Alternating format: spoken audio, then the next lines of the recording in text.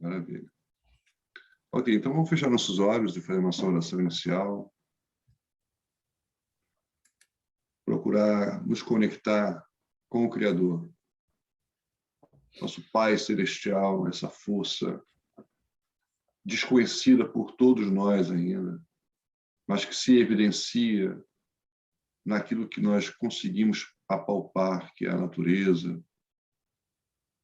os fenômenos naturais que nos cercam, o nascer e o desencarnar de uma criatura, o aparecimento de tantos seres vivos ao nosso redor e o desaparecimento deles, esse ciclo de vida e morte, aparente, é claro, que segue essa essência divina criada por ele em torno de nós, nos trazendo a certeza de que a vida é plena, a vida é brilhante, a vida é de construção, a vida é de crescimento e de muita glória, e de um destino lindo e maravilhoso para todos nós, seres vivos.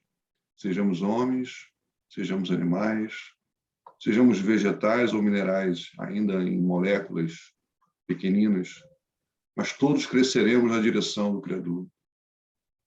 Que essa força divina possa vibrar dentro de nós nesse momento e nos trazer esse vínculo ativo, emocional e intelectual com as grandes mentes espirituais que já avançaram no percurso de suas evoluções, trazendo-nos a inspiração certa para curar as nossas almas infantis das malcriações quanto a essa beleza maior que é o Criador que nos conduz.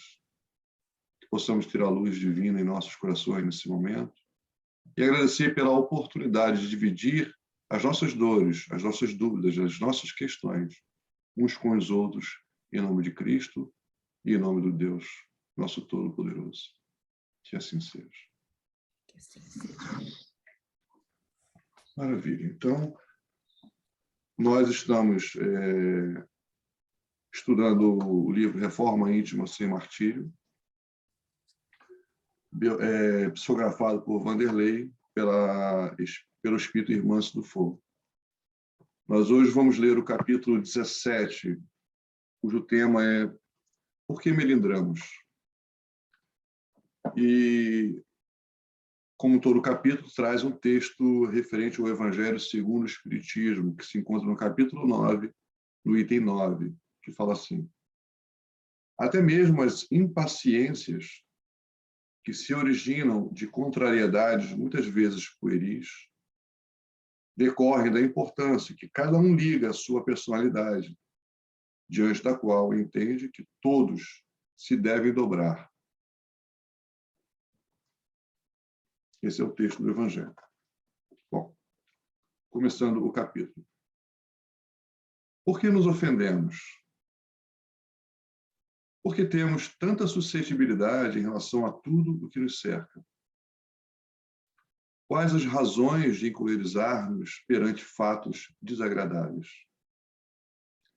Eis 3 perguntas para as quais devemos dirigir nossa meditação, caso queiramos entender o que se passa conosco nos desafios do progresso espiritual.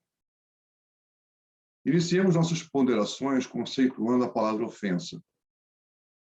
Existe a ofensa por razões naturais, proveniente do instinto de defesa e preservação.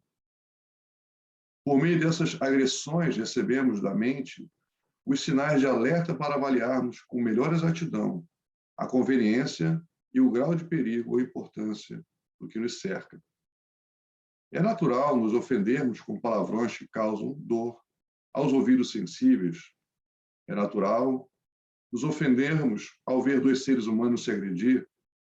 É mais que justo nos ofendermos e tenhamos raiva ao sermos assaltados numa rua. Será muito natural nos ofendermos quando formos injustamente julgados pelas pessoas que nos conhecem. A ofensa tem sua faceta benéfica, porque não devemos aceitar tudo o que acontece à nossa volta passivamente, sem uma reação que nos faça sentir lesados ou ameaçados. O objetivo desse sentimento será sempre o de nos colocar a pensar na elaboração de uma conduta ajustada à natureza das agressões que sofremos. esse balance, né? Contudo, larga diferença vai entre a ofensa natural e o melindre, que é a reação neurótica às ofensas.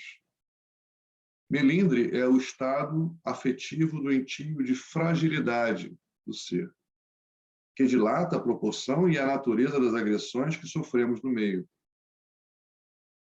Pequenas atitudes ou delicadas situações são motivos suficientes para que o portador do melindre se agaste terrivelmente, fechando-se em corrosivo sistema de mágoa e decepção com os fatos e as pessoas que lhe foram motivo de incômodos e contrariedades. Assim, aumenta a intensidade do fato e desgasta-se afetivamente em imaginações febris sobre a natureza das ocorrências que o afetaram. Sabemos que a mágoa é o peso energético nascido das ofensas transportadas conosco dia após dia, como fosse um colesterol da alma, causando-nos males no corpo e no espírito.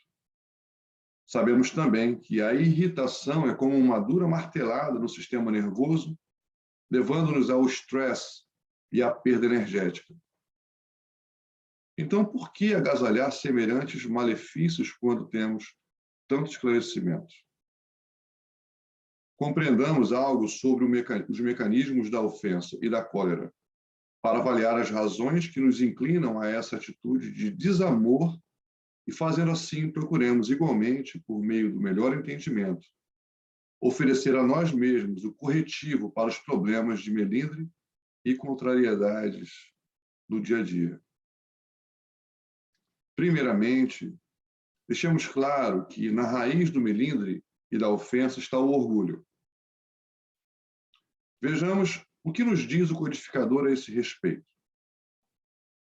Julgando-se com direitos superiores, melindra-se com o que quer que, a seu ver, constitua ofensa a seus direitos. A importância que, por orgulho, atribui à sua pessoa, naturalmente o torna egoísta. O que está por trás da grande maioria das ofensas humanas são as contrariedades, ou seja, tudo aquilo que não acontece como se gostaria que acontecesse. Contrariar, para a maioria das criaturas, significa ser contra aquilo que se espera, ser nocivo aos planos pessoais, ser prejudicial, ser desvantajoso.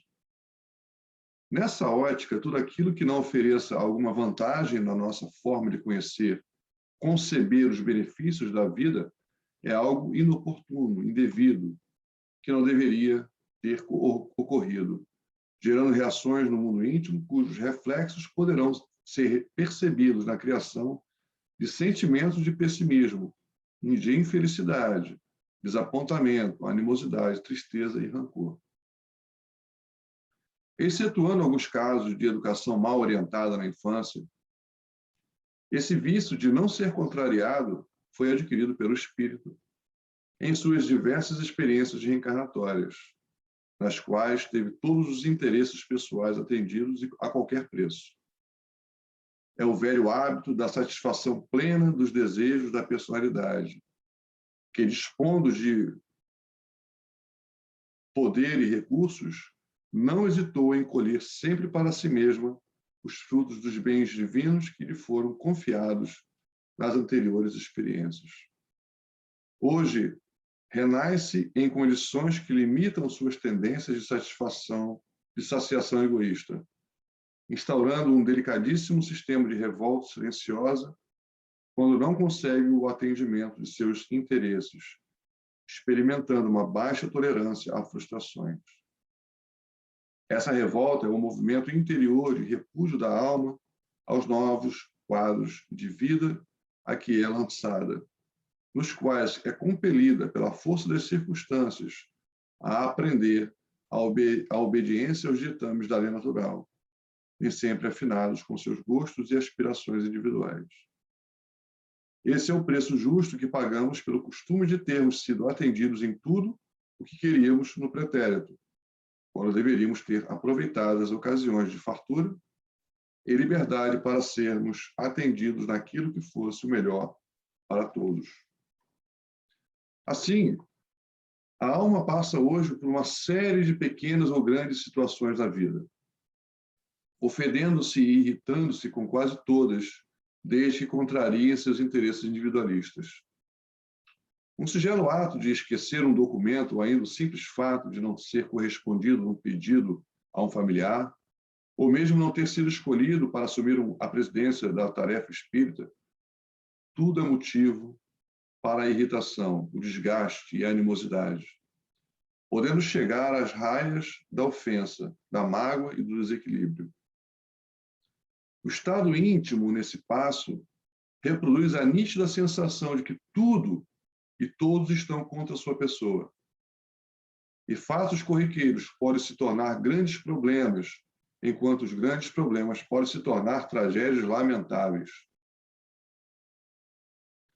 Os prejuízos desse hábito não cessam com as contrariedades, porque não se consegue improvisar defesas para um condicionamento tão envelhecido de uma hora para outra. Uma faceta das mais comuns desse estado de suscetibilidade aos fatos da vida pode ser verificada na neurose de controle, que pode ser entendida como a atitude de tentar levar a vida de forma a não permitir nenhuma contrariedade, nenhuma decepção. Essa neurose pode ser considerada uma maneira de se defender do vício de não ser contrariado. Mas não para por aqui essa sequência de expiações na vida íntima. O esforço em controlar tudo para que as coisas aconteçam a gosto tem como principal consequência a pré-ocupação. Pré-ocupação é o resultado de quem quer ter o domínio sobre tudo da sua existência. Surge inesperadamente ou por uma razão plausível, mas é, em muitas ocasiões, o resultado oneroso dessa necessidade de tomar conta de tudo para não acontecer o pior ou inesperado. Classifiquemos com maleabilidade nas conceituações 3 espécies de drama que vivem os contrariados. 1. Contrariado crônico. É aquele que não aceitou o próprio ato de reencarnar, já trazendo ao impresso na aura o clima de sua insatisfação, que vai refletir em todas as suas realizações. Casos como esse tendem a transtornos de natureza mental. 2. O colecionador de problemas. É aquele que traz de outras vivências corporais o vício da satisfação de interesses pessoais e que busca seu ajuste com os atuais quadros de limitação na reencarnação presente, desenvolvendo a pré-ocupação com problemas reais e irreais, em razão de tentar um controle sobre-humano nos fatos naturais da existência. 3. O adulto frustrado. É aquela criança que foi mal orientada, que teve quase todos os seus desejos e escolhas atendidos, criando ausência de limites e baixa resistência à frustração. Foi a criatura impedida pelos pais de se frustrar com os problemas próprios das crianças. Em qualquer uma das situações citadas, o sentimento de ofensa será parte comum na vida dessas criaturas, podendo suscitar pequenas ocorrências de decepção rotineira ou ainda dramas dolorosos da psicopatia, conforme as tendências e os valores de cada espírito. A psicopatologia do futuro verá na contrariedade uma grave doença mental e a etiologia de severos transtornos da alma. O que importa a todos nós é o ingente trabalho de renovação no campo dos nossos interesses. Afeiçoar-se com mais devoção a aceitar as vicissitudes da vida, com resignação e paciência, fazendo o melhor que pudermos a cada dia em busca da recuperação pessoal. Otimismo ante os reveses, trabalho perante as perdas, confiança e boa convivência com amigos de ideal, serviço de amor ao próximo, instrução consoladora, fé no futuro e boa dose de humildade são as medicações para ofensas e ofendidos na doença do melindre. Ofender-nos é impulso natural em vista dos direcionamentos que criamos nas rotas do egoísmo. Contudo, Deus não criou um sistema de punições para seus filhos e nos concede a todo instante o direito de perdoar. E perdoar, acima de tudo, significa aprender a aceitar sua vontade sábia e justa em favor de nossa paz, na construção de dias mais plenos, em sintonia com os grandes interesses do Criador. Então, esse é o nosso texto no capítulo 17, que fala sobre por que melindramos, né? E é um texto realmente muito rico, né? E simples e complexo ao mesmo tempo, né? Que nos mostra não apenas as relações interpessoais uns com os outros, mas até mesmo em relação às coisas da vida em si, né? O que os dias subsequentes nos trazem como experiências de progresso, né? Quer dizer, quando você modifica uma atitude, um hábito, você vê a sua posição confortável em praticá-lo diariamente negada, né? Interditada. Isso cria uma contrariedade em nós, espíritos ainda infantis. Então, o próprio processo evolutivo do ser passa por esse crivo da limitação para transpor para um patamar maior, né? Então, se eu tenho o costume de fazer as coisas do meu jeito, eu preciso aprender a fazer diferente. Isso me traz uma contrariedade, né? Quer dizer, por mim, eu gostaria que a vida fosse assim. Essa é a minha visão infantil do que seja viver a minha experiência na carne. Mas só que Deus tem uma visão muito mais ampla, muito mais perfeita do que a nossa. E a cada dia nos propõe, através das nossas experiências diárias, uma atitude diferente daquilo que a gente já vinha tomando. Isso nos provoca um frenesi dentro da gente, uma contrariedade, né? Mas espera aí, eu sempre fiz assim, por que eu tenho que fazer diferente? Né? Por que eu tenho que olhar para essa situação de uma outra forma? Mas essa é a proposta da vida. A gente, a todo instante, está modificando e para a gente precisa estar aberto para aprender coisas novas sempre sobre aquilo que a gente acha que já sabe. Né? Nossa posição egoísta e orgulhosa, né? Nos achando o último biscoito do pacote. É assim? Mas a gente está aberto à discussão. Vamos conversar um pouquinho sobre esse assunto, que é muito interessante e rico, né? Botar para fora nossas frustrações infantis agora. Nossas birras. Vocês podem escutar? Vocês podem escutar a gente? Estou te ouvindo, fala.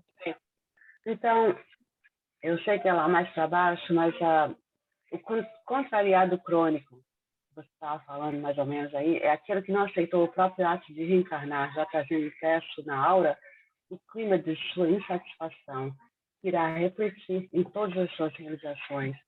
Casos como esse tendem a transtornos de natureza mental. Eu ainda estou aprendendo, mas eu achei que pessoas que reencarnam depois de muitos e muitos anos de estarem lá em cima ou numa outra dimensão, eles têm a aceitação de voltar a esse mundo terrestre para continuar ou para recomeçar a vida deles. Então, eu não entendi isso. Eu achei que todo mundo voltava porque eles estavam, né? Eles querem voltar e fazer alguma coisa diferente, mesmo que a gente não lembre de tudo que aconteceu nas vidas anteriores. Então, eu só estou tentando entender isso. Sim. A gente precisa entender, Mônica, que na doutrina espírita, nada vamos dizer assim, preto no branco. Sempre tem variações em tudo. Então, se a gente olhar a sociedade espiritual do universo, a gente vai ver que a sociedade espiritual, nós, irmãos espíritos imortais que somos, nós vamos estar em várias gradações evolutivas. Tem do indivíduo que recém saíram da animalidade e tem aqueles que já estão co-criando com Deus, que são os Cristos, né, que estão governando planetas e sistemas solares e galáxias. Né? Imagina esses espíritos que lideram outros grupos maiores de espíritos na condução do universo, junto, co-criando com Deus. Então, falar em reencarnar nesse processo evolutivo é falar uma grande verdade aqui, tá, Mônica? Renascer é mais doloroso do que desencarnar. Por quê? Porque você está liberto da carne, liberto do corpo, na dimensão da alma. Então, renascer é você entrar numa limitação da sua própria expansão natural de espírito que você é.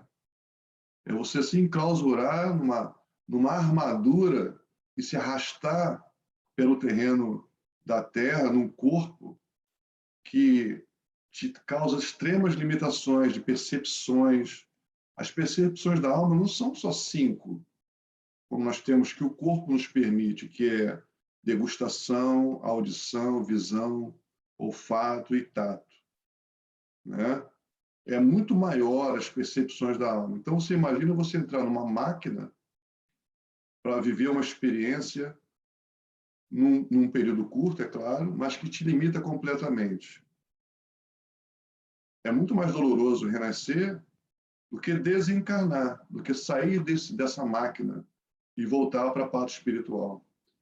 Então, muitos espíritos, ainda na sua ignorância espiritual, entendem que retornar é muito doloroso e muitos deles não querem.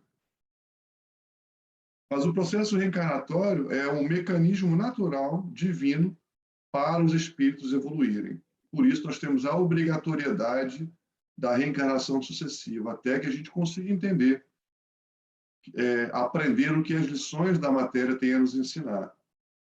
Então, para o espírito renascer é muito mais doloroso do que desencarnar. Entendeu, Mônica?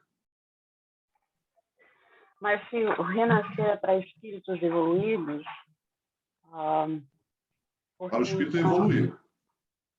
Por que então a gente tem o contrariado crônico? Pois é. O contrariado crônico é aquele que renasceu de uma forma compulsória. Sabe o que é uma forma compulsória?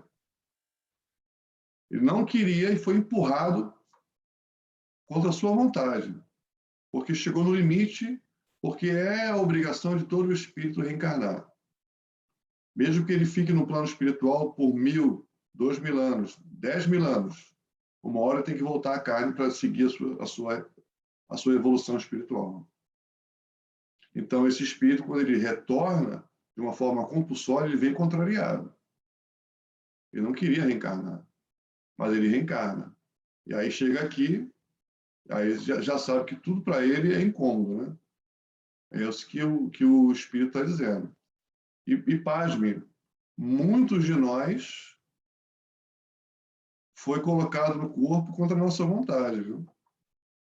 Diga-se de passagem, que nosso planeta ainda é um planeta de provas e expiações. É um planeta em que nós, espíritos, somos ainda muito atrasados. Nós falamos sobre coisas aqui, filosofamos sobre coisas que os espíritos mais evoluídos já vivem naturalmente no seu cotidiano, que é o respeito mútuo, a noção clara da divindade, né? Enfim, é uma outra sociedade que a gente não consegue ainda entender e nem conceber ainda, né? Na nossa pequenez espiritual. Então, o que nos faz nos enxergar maior do que somos é o nosso orgulho, como fala o livro aqui. Por isso que a gente tem essa tendência ao melindre, porque nós somos crianças ainda orgulhosas, de uma forma absurda. Então, tudo que contraria nosso desejo e vontade, para a gente é uma ofensa. Não, tem que ser como eu quero. Então, a gente quer que ninguém morra, a gente quer viver sempre na abundância, ninguém quer adoecer, ninguém quer perder coisas, ninguém quer passar por situação difícil nenhuma.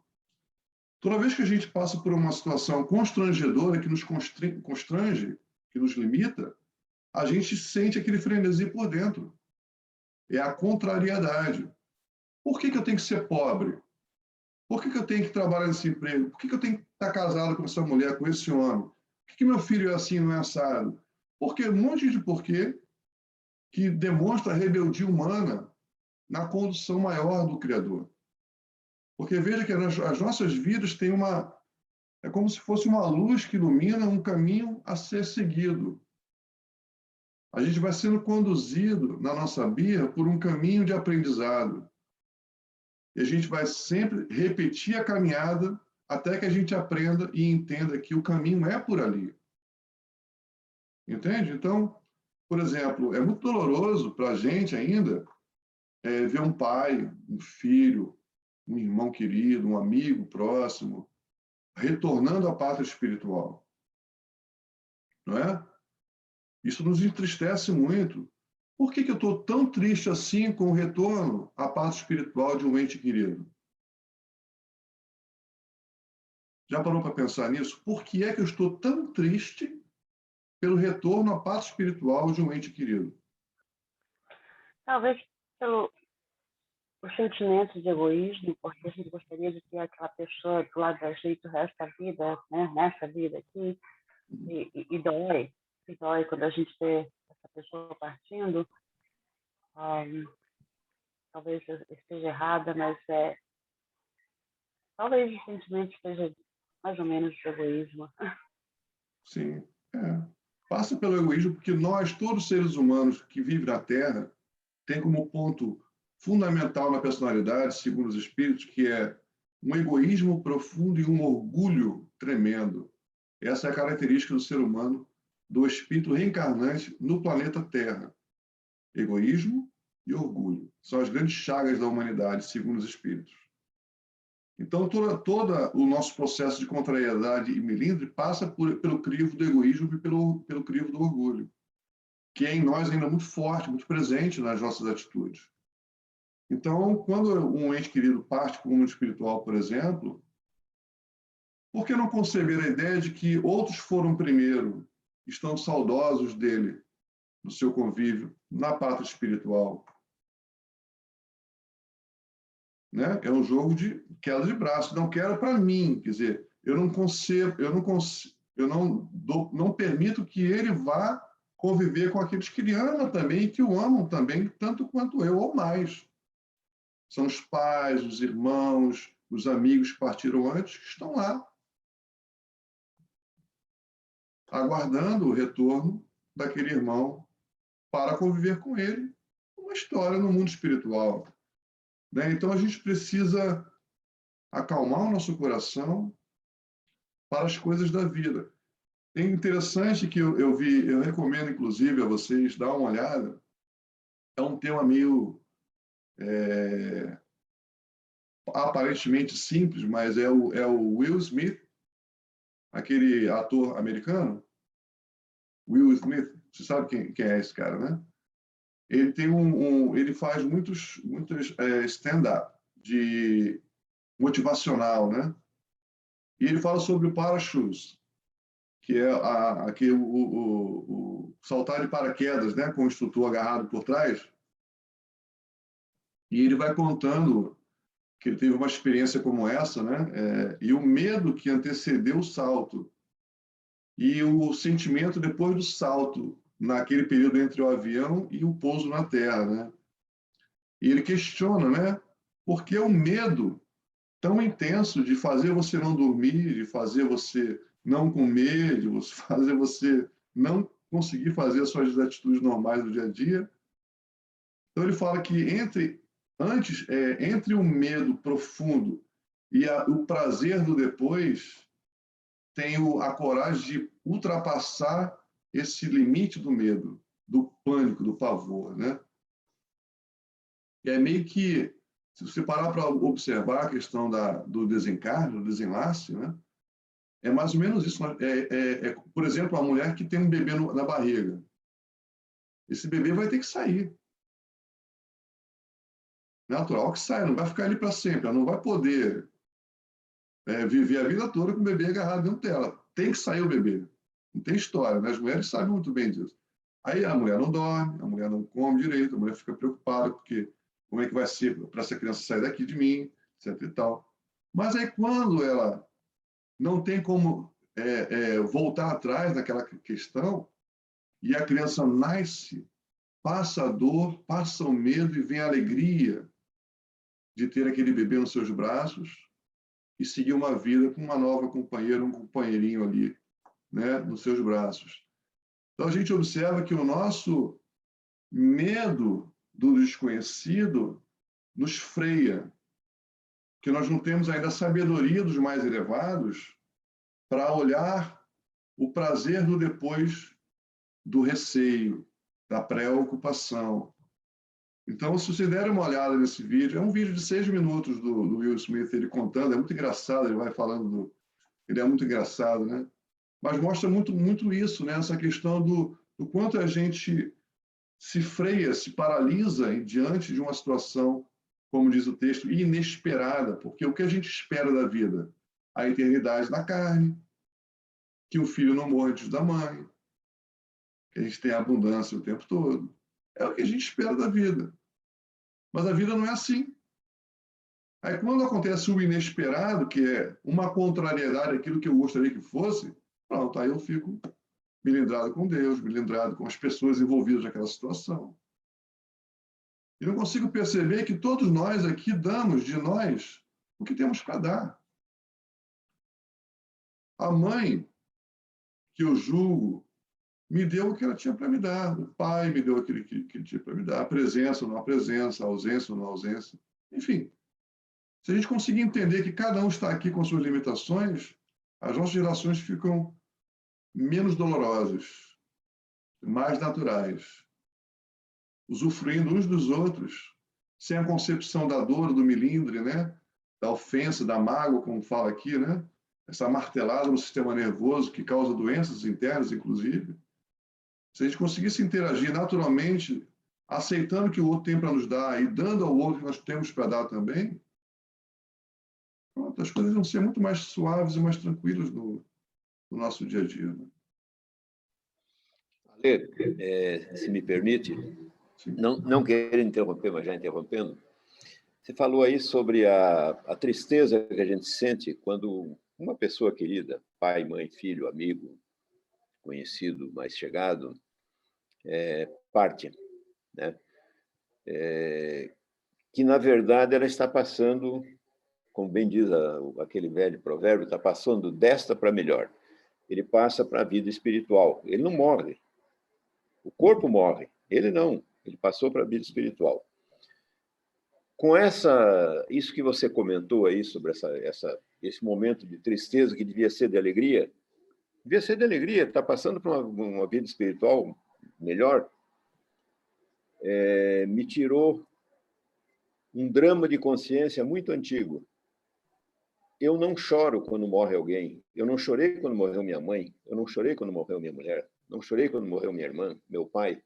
Eu não choro. Eu, às vezes, dias depois, eu tenho um ataque de choro, assim, sentado aqui no sofá, qualquer coisa, me vem uma cachoeira de lágrimas, sabe?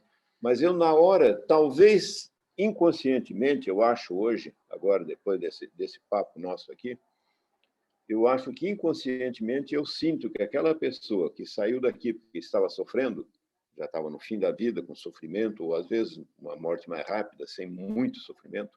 Minha mulher sofreu 5 anos e meio até que chegar onde chegou. Nesse momento em que desliga do corpo e passa a ser apenas espírito, eu acho que eu, inconscientemente, eu sinto essa alegria de saber que a pessoa foi descansar. E talvez por isso eu não chore. Eu realmente não consigo, eu não me esforço para chorar, eu simplesmente não tenho aquele ímpeto de choro que bilhões de pessoas têm. Eu não tenho, lamento até dizer isso, mas hoje eu começo a entender que talvez seja porque, no fundo, lá no meu subconsciente, eu sinta que aquele momento é um momento de uma passagem para uma coisa melhor, e por isso eu não choro. Muito obrigado por você ter dado essa lição aí.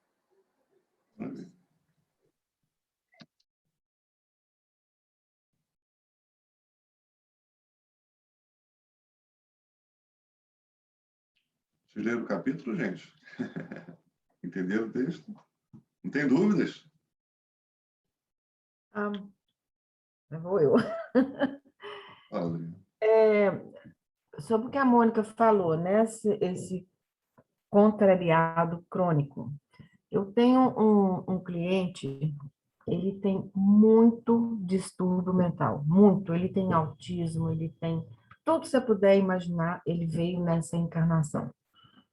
Então, a minha pergunta é, ele tem que resolver esses problemas dele para depois ele reencarnar outra vez, né?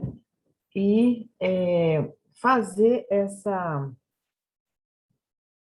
Porque esses problemas mentais dele não vai dar oportunidade para ele, nessa reencarnação, de resolver, se encaixar nessas experiências, né? Que a gente está falando aí. Você está me entendendo, não? Sim. Então, que eu sei que ele tem que resolver esses problemas, né? Eu fico assim muito sensibilizada por ele. Então, as crises que ele tem, ele é uma pessoa assim muito inteligente, ele é crítico de arte, sabe? De cinema, de tudo. Ele escreve assim, mas ele não tem capacidade de fazer assim outras coisas mais. Então, nas crises dele, principalmente quando começou a pandemia e tudo, no começo, eu comecei a trabalhar para ele, eu ficava apavorada, porque, assim, era crises de medo, de angústia, de tudo. E eu, assim, não sabia como que eu podia ajudá-lo.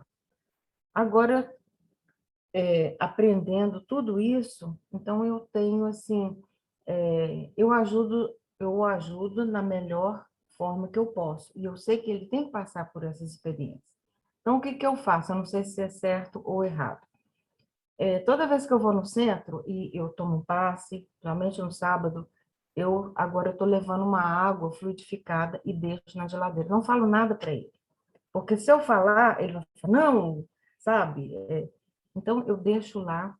E, às vezes, quando ele está muito, assim, perturbado, então eu faço uma oração, uma prece, e peço para acalmar o espírito dele. E eu vejo que tem dado, assim, resultado. Sabe? Às vezes eu vejo que ele está mais calmo, ele não tem crises. Então, assim, todos nós temos que passar por essa, vamos dizer, evolução, né? Então, eu pergunto assim, o espírito dele vai levar mais tempo, né, para passar por isso. Porque ele reencarnou, eu acho assim, contrariado crônico, porque deu muita coisa para ele nessa encarnação. Muitas desabilidades, né? Autismo, N coisas. E ele perdeu a mãe quando ele tinha 13 anos. Então, ele está preso no passado, quando ele tinha 13 anos. Hoje ele está com 30, quase 40 anos. Então, ele não consegue sair desse 13 anos. Ele tem muita saudade da mãe, sabe? Então, assim, às vezes eu tento entendê-lo, as coisas que ele faz, e o que mais que eu poderia fazer para ajudá-lo a, a passar por isso com mais tranquilidade.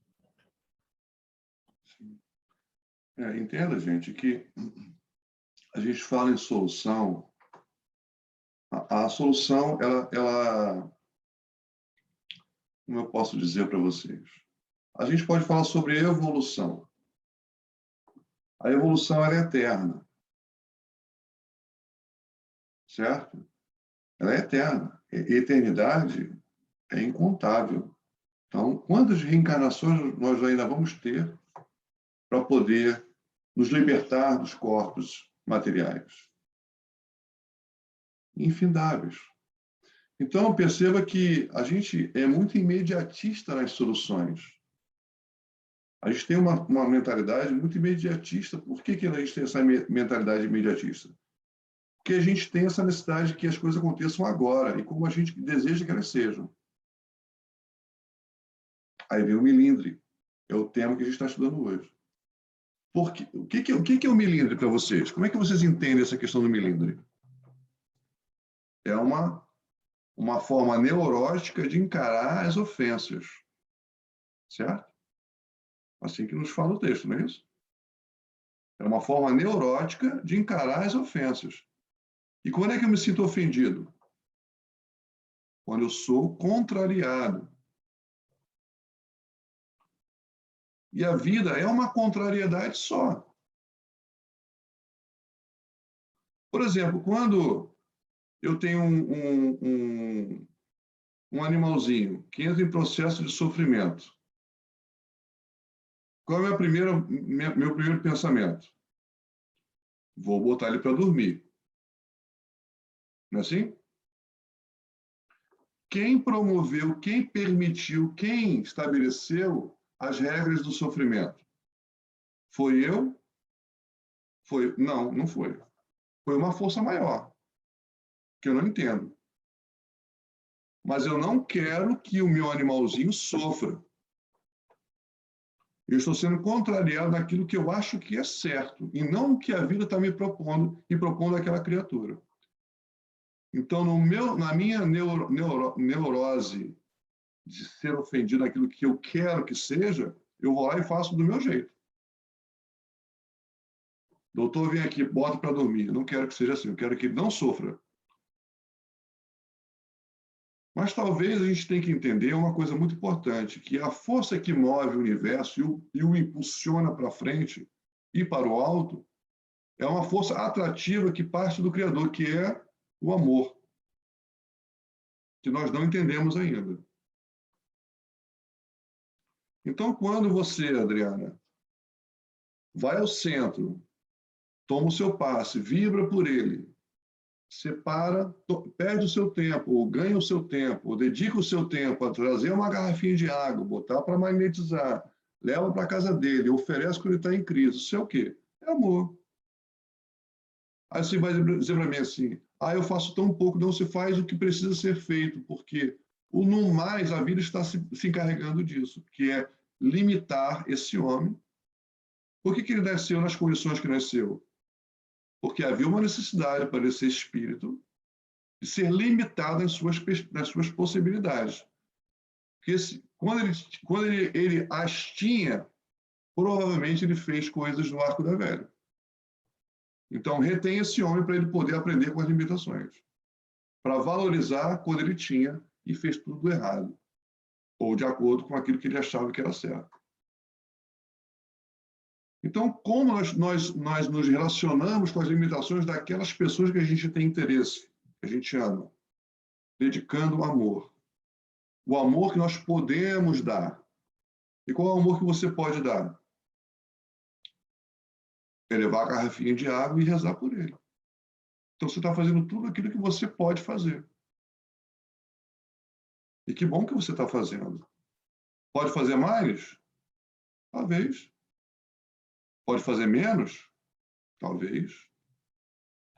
Mas cabe a ele viver a própria experiência e a sua de amar. Então, se a gente entender que nós precisamos desenvolver o amor nas situações da nossa vida, a gente vai combater o quê? O orgulho e o egoísmo que nos causam a neurose da ofensa que a vida nos faz. Porque nós não temos, infelizmente, o domínio dela. Nós precisamos viver a vida de acordo com o que ela se apresenta a nós. É parente que parte, é criança que nasce, é menino que toma uma condução que a gente não concorda, vai e volta para nossas vidas.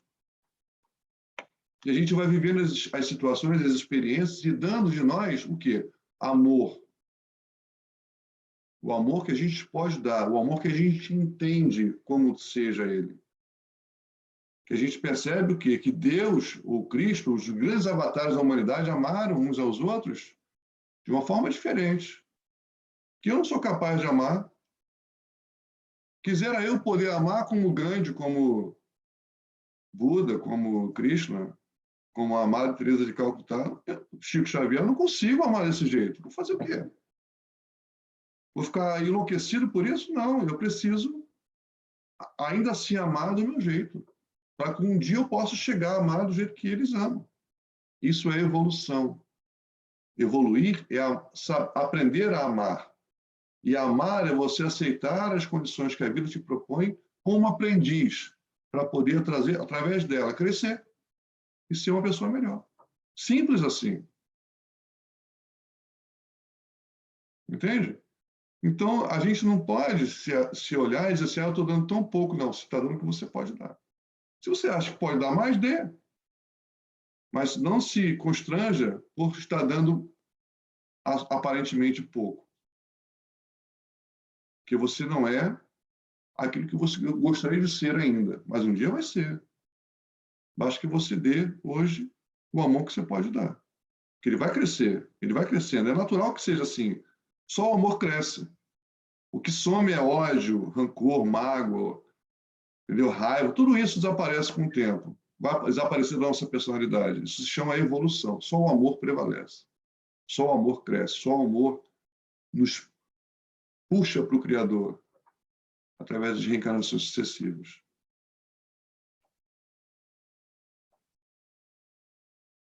Certo?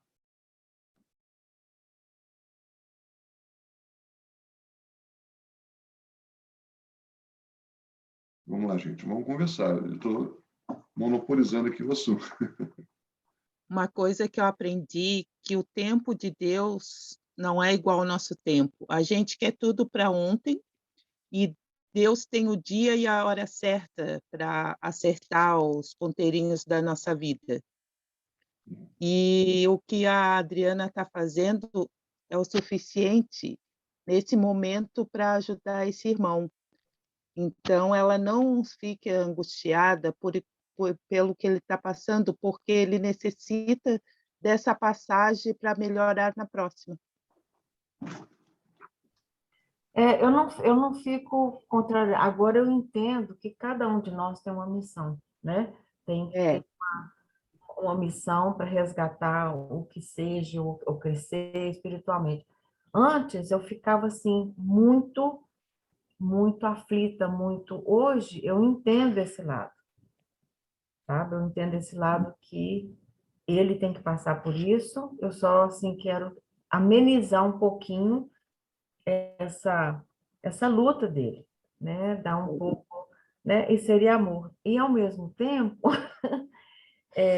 eu sei que eu estou fazendo minha reforma íntima. Também. Mas tem situações que eu me encaixo justamente nessa ofensas, né? De razões naturais. Eu tive na própria família, eu tive um problema há 15 dias atrás, e eu não soube, como é que fala, manage essa situação que aconteceu comigo, sabe, entre família. Mas aí depois que aconteceu toda a confusão, toda coisa, aí eu ainda parei para pensar. Eu falei, gente, se eu faço isso com uma pessoa estranha, então eu tenho que fazer a mesma coisa, com não ficar com raiva nem magoada com uma pessoa da minha própria família, sabe? Eu tenho que. Então eu estou aprendendo, sabe? É uma balança assim, eu estou pondo as coisas numa balança. Então, às vezes, ela está lá em cima, né, de um lado, e eu tenho que botar um equilíbrio nisso. Então, eu acho assim que vai demorar muito para me fazer essa reforma íntima, né? Mas está acontecendo de pouquinho a pouquinho. A gente leva vidas para a reforma íntima, né? É muito difícil praticar, mas a gente tendo o entendimento do espiritismo fica mais fácil, até a dor fica mais fácil, né? Obrigada pela atenção. Adriana, isso que você chamou aí de management, é gerenciamento da situação. Tem que gerenciar a situação, né? Por que eu sou boazinha com o fulano que não é meu parente e com os meus parentes eu fico irritada? Tem que gerenciar essa situação. Você sabe que essa questão, né? Por que a gente tem mais paciência com o desconhecido que com os parentes, né? Isso é uma questão muito interessante, porque o renascimento, a instituição mais usada pelo Criador para reagrupar pessoas que precisam se reajustar é a família consanguínea.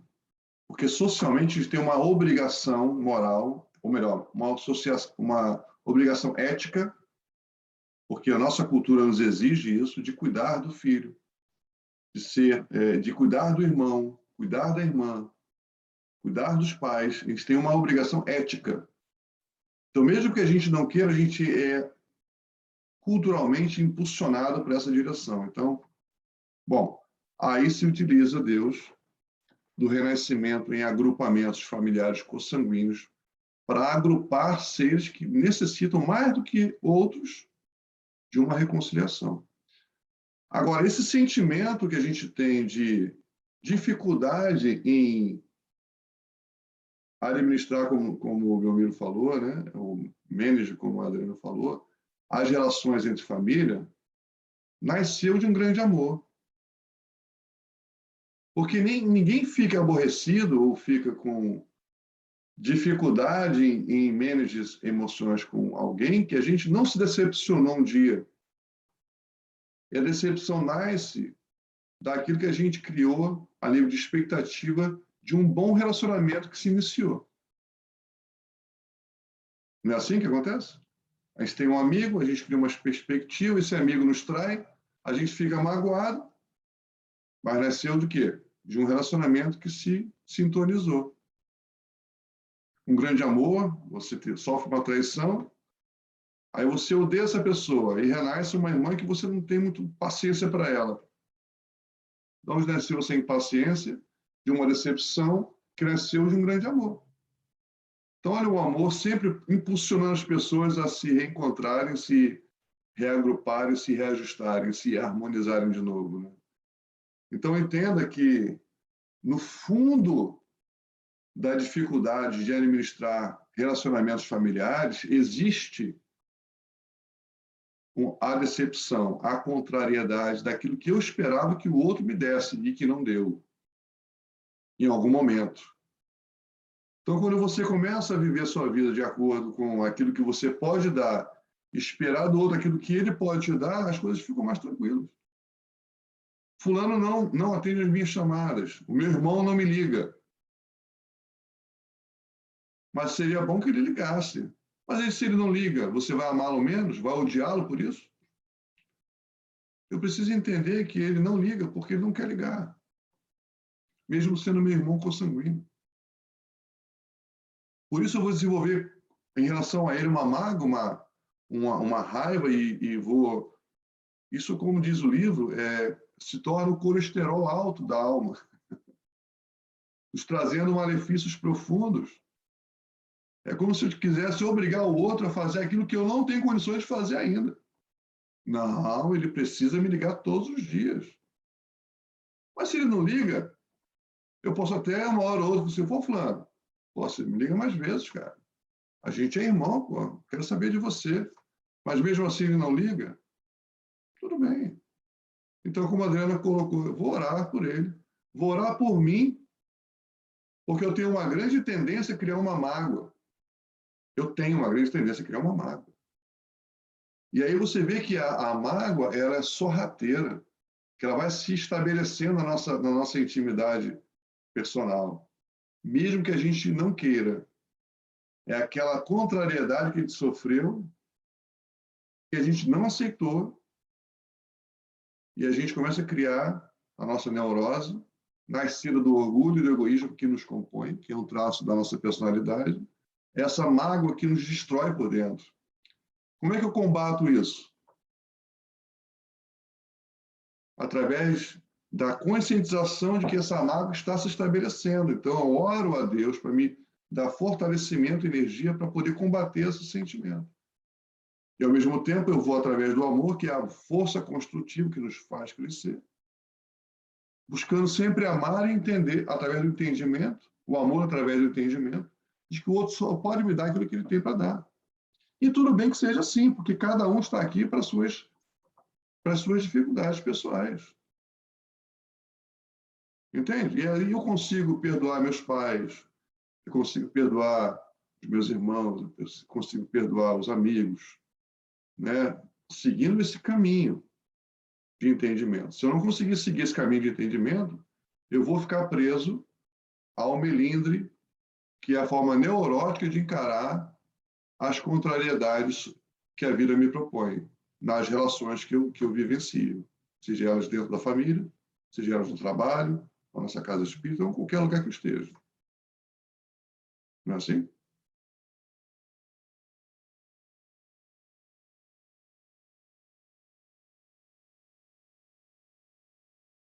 Quer falar alguma coisa, Sueli? Ai, meu. Eu estou esperando uma oportunidade. Eu achei interessante essas três situações: contrariado crônico, colecionador de problemas e o adulto frustrado. Só que, e eu as entendi, mas elas são separadas. Então, eu gostaria de que você falasse mais alguma coisa, ou que alguém falasse alguma coisa, a relação que existe no colecionador de problemas e o adulto frustrado. Será que não existe um interlaçamento dessas duas situações? Será que uma não é consequência da outra? Não tem como elas serem separadas, porque o adulto frustrado, geralmente, ele traz alguma coisa da fase infantil. E o colecionador de problemas, enfim, eu queria um pouquinho mais de esclarecimento, se vocês puderem dar. Só isso. Okay?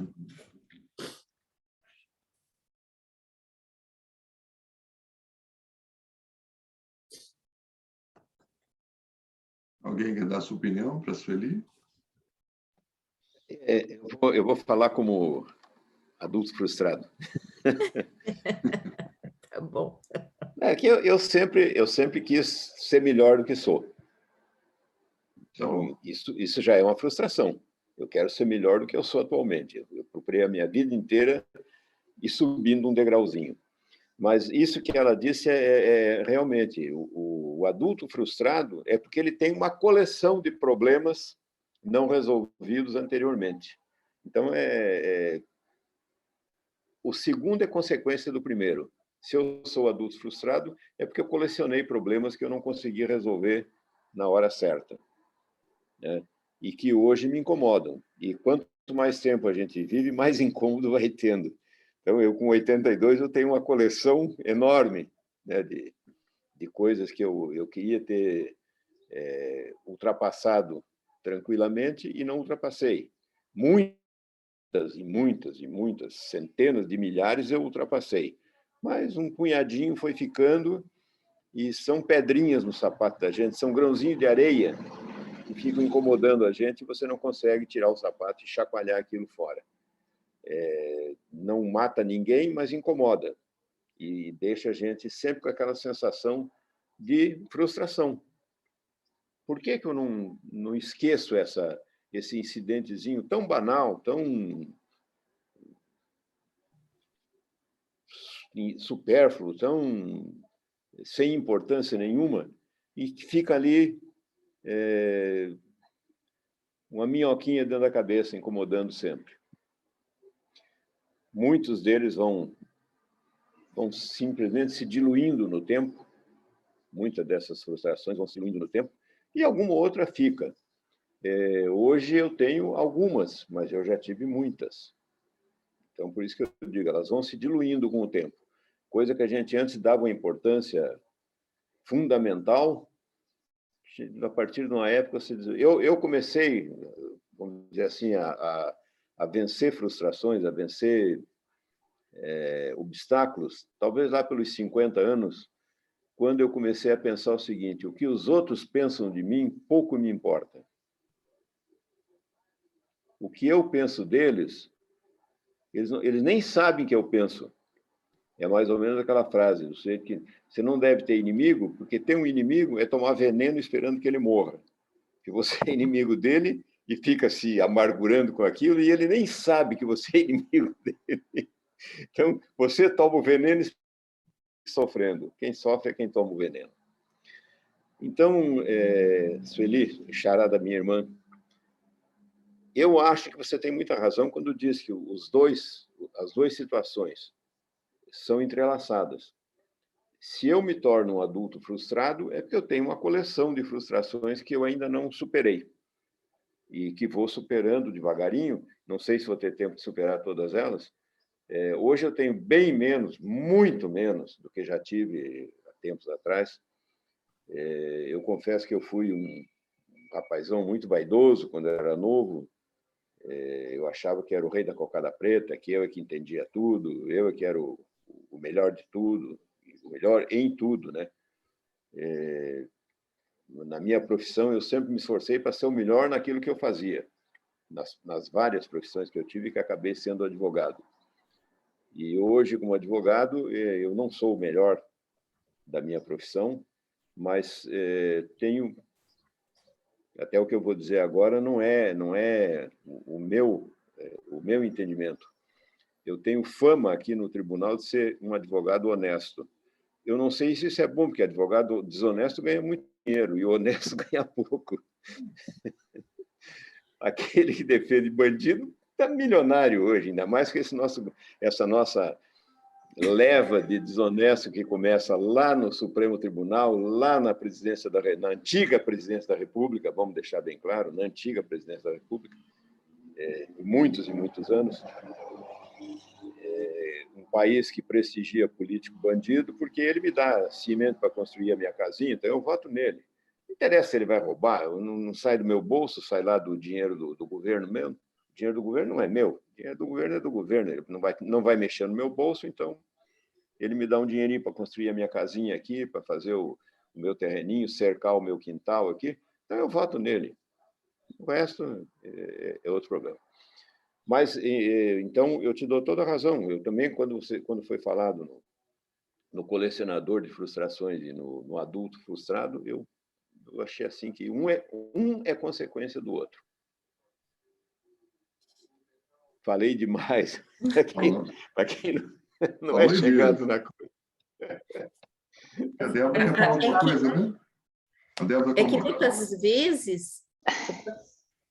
muitas vezes a gente esclarece mais a opinião alheia, porque você monta na sua cabeça um argumento e um entendimento, no caso, não um argumento. Agora, ouvindo uma outra opinião falando sobre o mesmo assunto, parece que esclarece, entendeu? Então, agradeço. Obrigada, Belmiro. Valeu, tá?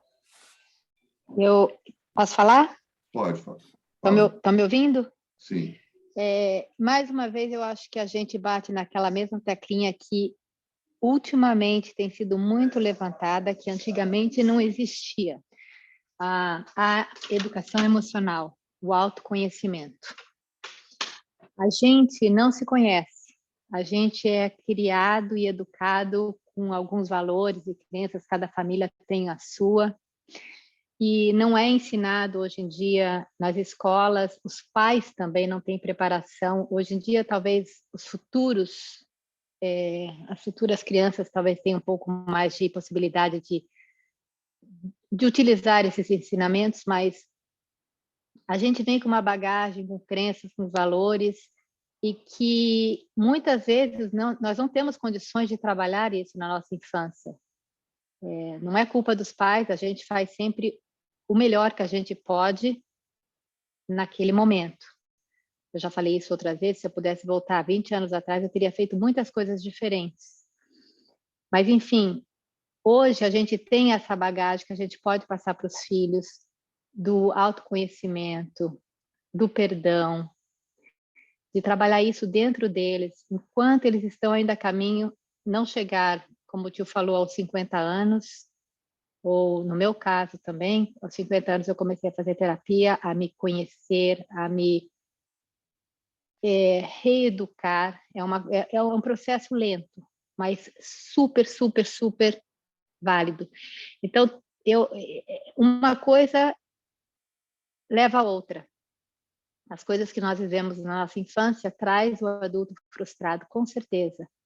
Então, assim, a gente poder se conhecer, a gente poder fazer esse trabalho, poder fazer esse trabalho com os nossos filhos ainda que estão a caminhos com os nossos netos futuramente, de que eles entendam todos esses... Oi? Que eles entendam todos esses valores do autoconhecimento, o quanto é importante essa reforma íntima enquanto a gente está a caminho. Eu acho que isso é o que a gente está fazendo aqui. Não tem preço, não tem preço. É isso, gente. Isso aí. Olha só, é interessante que a vida é uma repetição, né? Se arrepender do que foi feito é viável, mas a gente tem que entender que as situações vão se repetir e que nós, naquele momento, demos o que a gente tinha para dar,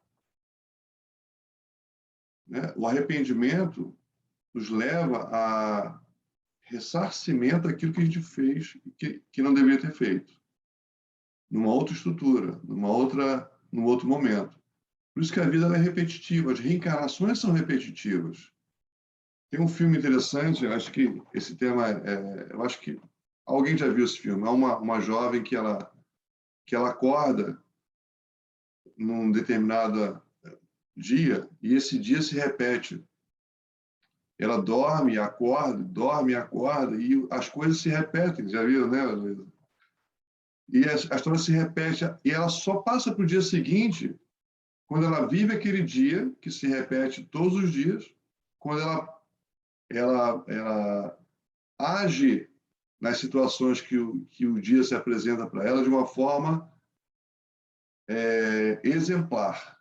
Quando ela consegue ouvir o que a mãe diz, a irmã, o que a irmã diz, ajudar a amiga que está em problema, aí sim ela passa para o dia seguinte. Mas você vê que o dia se repetiu muitas vezes no filme, né? na ficção. A gente observa que as reencarnações sucessivas é exatamente os dias que se repetem, até que a gente possa viver um dia de excelência, né? Então, quando é que essa vida de excelência virá para que a gente possa passar por uma nova fase da nossa evolução? Depende o que a Débora falou, desse autoconhecimento. Eu preciso me autoconhecer, entender por que é que eu estou fazendo as coisas da forma com que eu estou fazendo, para poder fazer melhor. Isso se chama evolução. Isso leva tempo. Tem que ter paciência com o que a vida nos apresenta e o que nós damos para a vida. Então, tudo gira em torno disso, né? Dessa aceitação, como alunos que somos, das experiências que a vida nos propõe, sem a neurose, né? Da contrariedade, que nasce um milindre daí, né? Não é isso? É interessante essa questão. Débora, você lembra quando nós estudamos aquele capítulo falando sobre o homem velho? Botar o homem velho, né? Penso que, no fundo, nós nos conhecemos. Então, a gente sabe, nós nos conhecemos, a gente não consegue expressar para fora aquilo ali. Eu achava que eu não me conhecia, mas a gente sabe. Quando você coloca esse homem velho para fora, né? Então, isso fica mais fácil de se entender, mais fácil de evoluir. Isso é que eu acho, sabe? A gente Não é...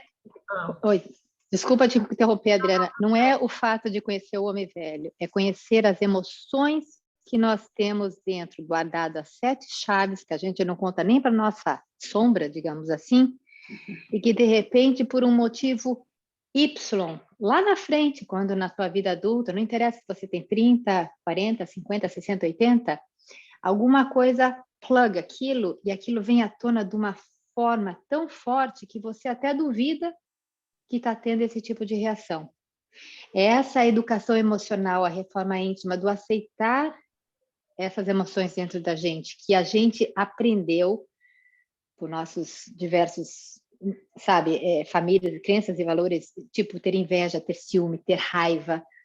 Aí a gente tem raiva, a gente consegue trabalhar aquilo. Então, você vai deixando aquilo lá guardado. E a raiva, de repente, se transforma numa mágoa. Mas tá tudo bem, ela tá lá. Eu não tenho mais raiva. Você até continua tendo relacionamento com determinada pessoa, enfim. E por um motivo qualquer, que às vezes não é nem com essa pessoa, isso tudo vem à tona de uma forma tão mais avassaladora, tão mais potencializada, porque a gente não soube trabalhar com aquilo lá atrás. E isso, hoje em dia, a terapia cognitiva holística tem sido muito abordado, mesmo no nosso centro espírita, coisas que há uns 10, 15 anos atrás nem se falava. Então, esse tipo de conhecimento da reforma íntima, de procurar um profissional até, um terapeuta, se você tem a possibilidade e se você precisa. Isso daqui que a gente está fazendo não deixa de ser uma terapia. O que a gente faz nas quintas-feiras é uma terapia em grupo. Mas, às vezes, a pessoa ainda precisa de algo mais, de um puxão a mais, para apaziguar essa criança machucada que ficou lá atrás. E, às vezes, não é nem dessa vida, vem até de outras. Como disse o Alexandre, a gente não quer reencarnar, mas a gente compulsoriamente é colocado, é posto aqui para aprender. Ninguém regride, é sempre um passinho para frente que a gente dá. Não importa se vai demorar milênios entende? Então, assim, se a gente tem essa educação emocional já nas escolas, se os pais têm esse entendimento e podem passar para o filho, acolher o filho, tudo bem, você está com inveja do seu amiguinho porque ele tem uma bicicleta linda e eu não posso te dar, é acolher isso e falar, você tem condições de trabalhar, de estudar, quem sabe daqui a tanto tempo. Eu sei que é uma coisa difícil para a gente, mas a gente não tem esse acolhimento na infância dos nossos filhos, pelo menos eu não tive, porque eu não tinha esse conhecimento de poder acolhê-los de forma que hoje, talvez adultos, as coisas fossem de uma forma diferente, entendeu? É isso que eu quis falar. A gente, no fundo, até se conhece, mas não quer trabalhar com esse tipo de coisa.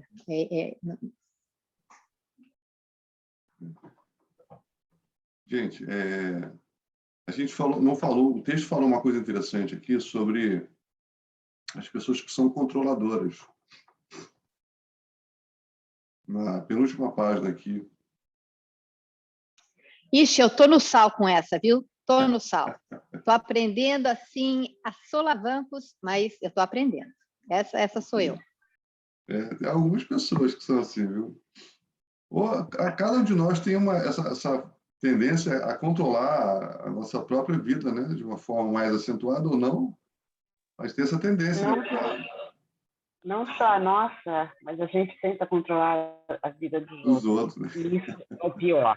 É o pior, é o pior. Se você está no teu passo, no teu caminho para fazer a tua vida melhor, não tente controlar ou ensinar os outros. Eles têm que chegar, eles têm que saber quando é o tempo deles chegar e fazer a diferença na vida deles. E isso é uma coisa que eu vou falar. Eu estou tentando trabalhar faz muitos anos. E é horrível. É horrível. Quando eu me vejo tentando controlar a vida, eu vou falar do meu marido, eu não posso fazer isso. Ele vai fazer o que ele quiser. Ele tem 62 anos. Eu tenho 50 e... o quê? Vou fazer 58, acho que esse ano. Novembro agora, dia 10 de novembro, semana que vem. E comecei a fazer minha terapia, comecei a fazer minha terapia em grupo com vocês. E de vez em quando eu me pego nisso. Eu digo, Mônica, você para com isso, que não adianta. Se uma pessoa que está do seu lado não quer melhorar, deixa de lado, cuida da sua vida. E isso não é ser egoísta, não, tá? No meu ponto de vista. Isso não é ser egoísta, é você tentar melhorar e, de repente, a sua vibração para a pessoa que está do seu lado vai trazer uma coisa melhor. Mas não brigue, não fique irritada, não berre, porque é isso que eu faço. Deixa quieto. Você recebeu isso da Norminha, querer mandar sempre nos outros, querer que os outros façam o que ela quer. Ele está falando da minha mãe. Mônica, eu concordo plenamente com você. Eu estava nessa fase de querer controlar o outro, né? E a situação com meu marido também. Aí eu tenho um quadrinho que eu tenho aqui, eu ponho na geladeira. Então, isso é um lembrete para mim, falando que eu escrevi a partir do dia 22 foi mês passado, né? Eu falei assim, Adriano, você vai começar uma nova vida, uma etapa na sua vida, né? Você está proibida de deixar qualquer coisa ou qualquer pessoa te fazer infeliz, né? Você tem que viver sua vida com felicidade. Então, isso eu pus ali para me lembrar sempre. Não é fácil, né? A gente tem altos e baixos, mas eu pus isso, é uma meta que eu tenho, porque somos nós que permitimos que o outro nos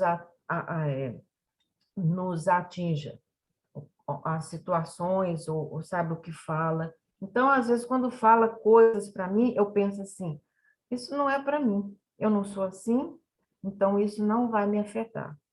Então, é passo de bebê, entendeu? Mas funciona. Toda vez que eu estou com raiva de uma situação que eu não tenho controle, eu vou lá e leio. Adriano, você está se prometendo isso, né? Então, faça isso ser cumprido na sua vida. Então, Adriana, isso... me desculpa interromper só um segundinho. Há uma expressão muito antiga, não sei se você conhece, para quem é velho que nem eu, conhece coisas do Arco da Velha.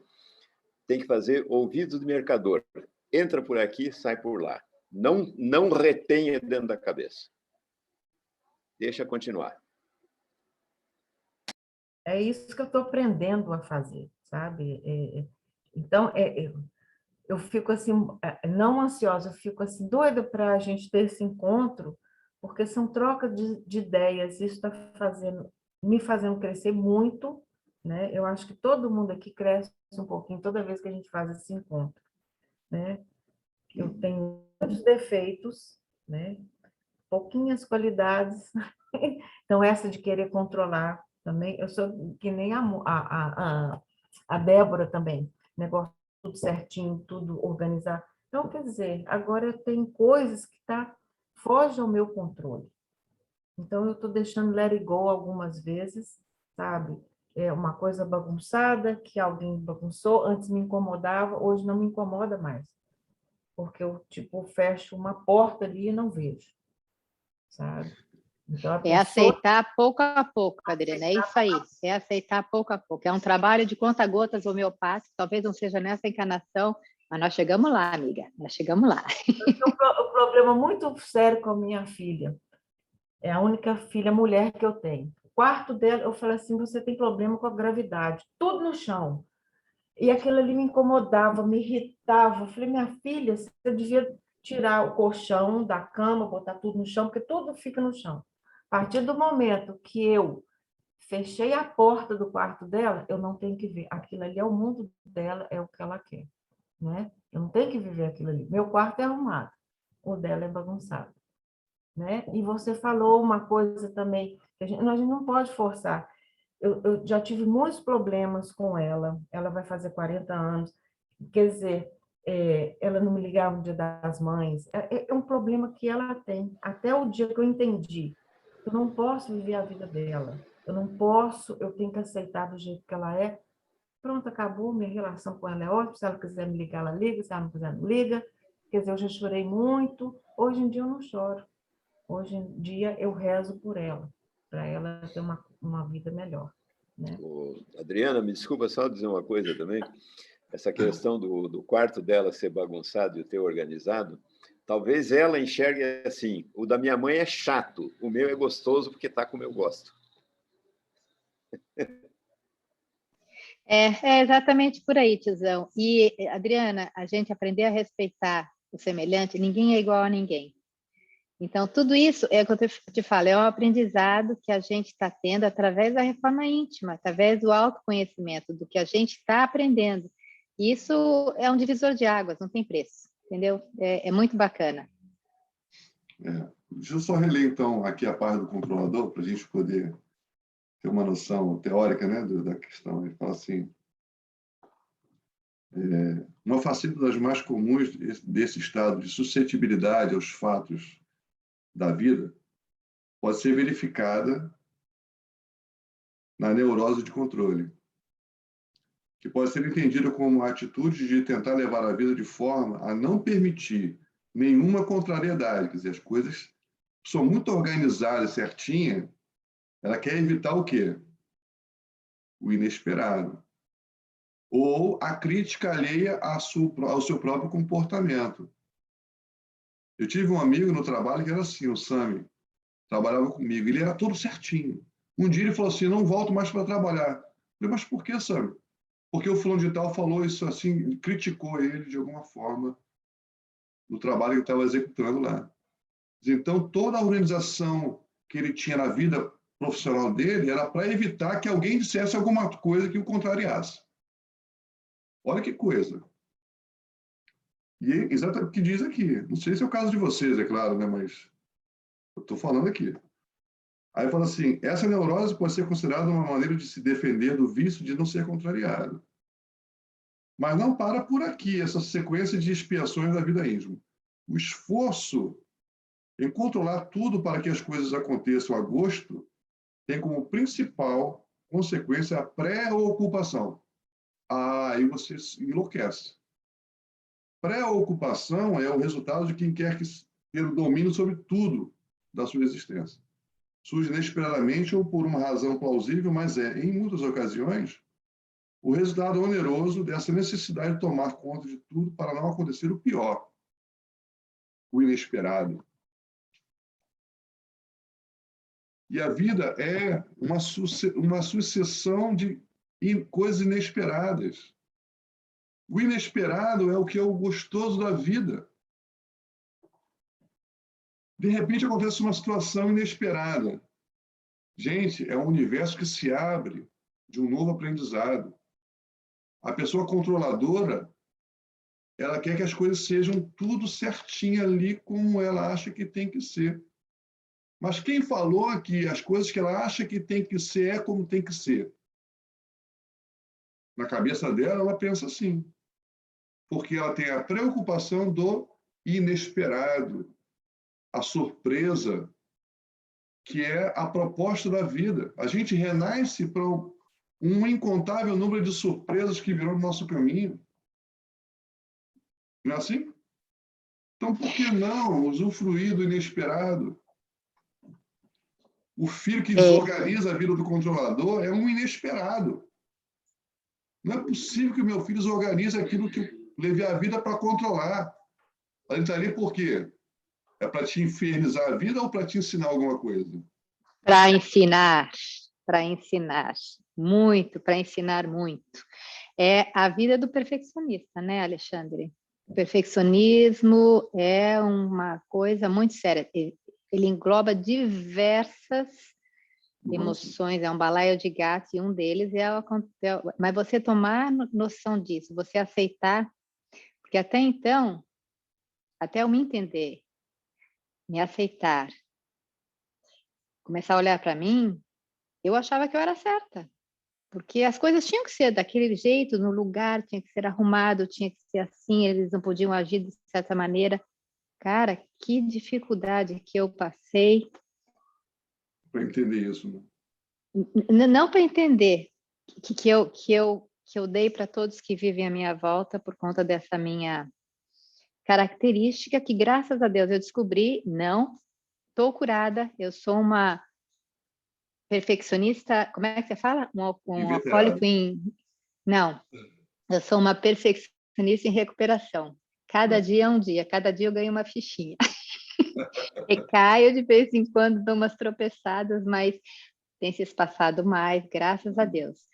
Mas o fato de tomar essa consciência é muito importante. É isso que eu falei, essa educação emocional, que se a gente pudesse ter nas escolas, e os pais, nós como avós, futuramente, poder passar para nossas crianças, isso daí vai gerar um mundo completamente diferente.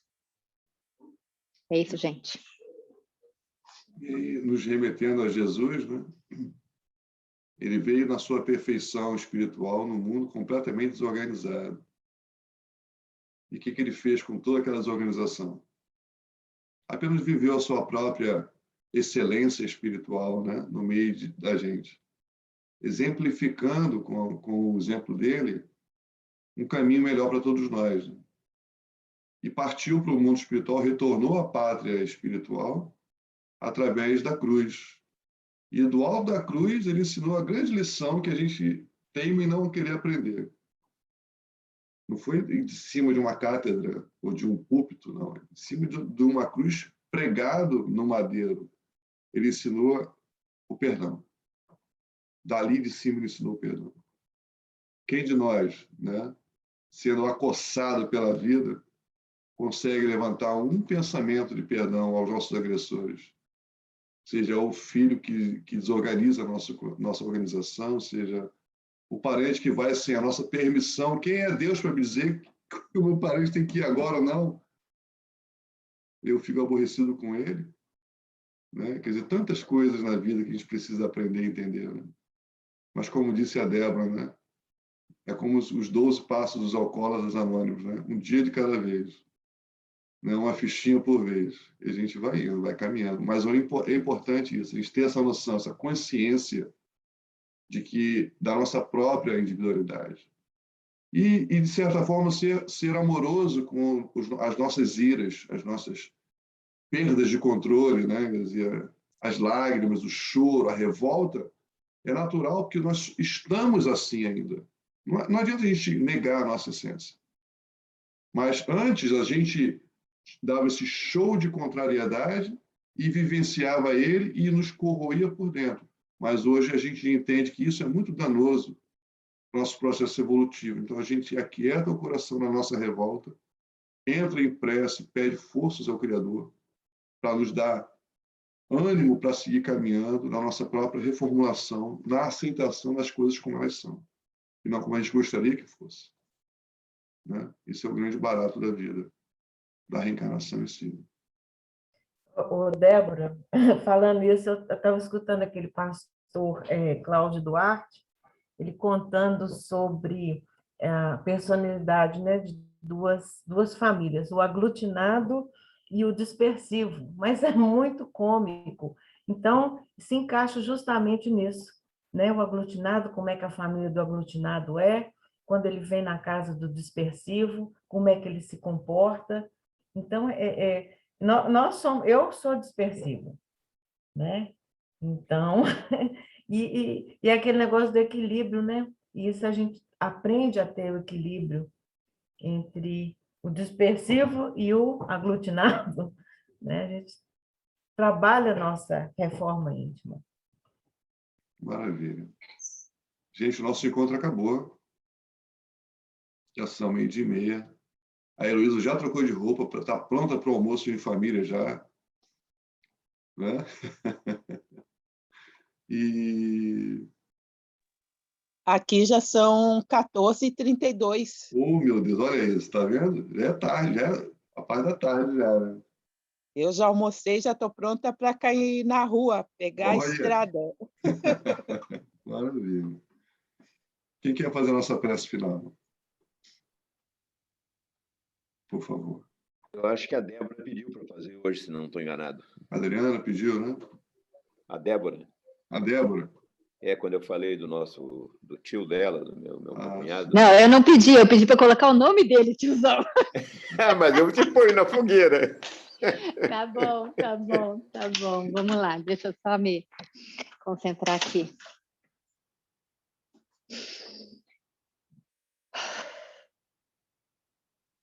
Então, vamos todos fecharmos os nossos olhos, respirarmos fundo e agradecermos por mais essa oportunidade de estarmos juntos aqui, reunidos, aprendendo, fazendo a nossa reforma íntima, mexendo com as nossas emoções, de corações e mente aberta. Obrigado, Senhor, por esses ensinamentos, por essas palavras maravilhosas que vêm realmente acrescentar ao nosso dia a dia. Que possamos ter em mente tudo isso que temos aprendido, utilizando primeiramente conosco mesmo, para assim podermos auxiliar o nosso próximo quando pedidos. Pedimos a sua luz e a sua bênção a todos aqueles que não puderam comparecer e estar presentes na nossa reunião de hoje. E eu queria fazer um pedido especial ao meu tio querido, Almir Faoro, para que ele perceba a luz, o amor, o carinho ao seu redor, para que ele aceite a condição em que se encontra e que siga em frente da melhor forma possível. Também queria pedir, em especial, para o irmãozinho da Sueli, que foi para a nossa pátria espiritual, que ele seja acolhido com muito amor, com muito carinho, por todos aqueles que o precederam. E assim, Mestre Jesus, e aos anjos protetores dessa nossa reunião,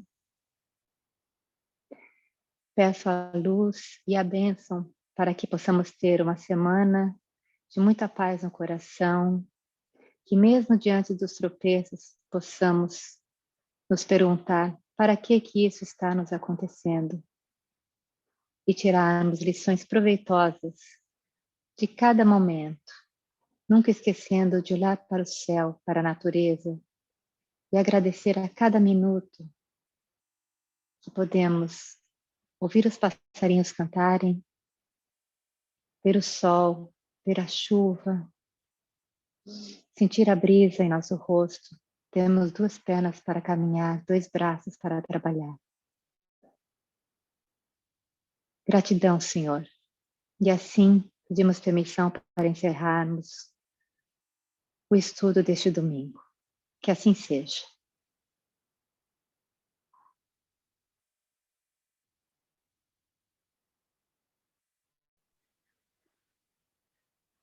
Lindo, Dé.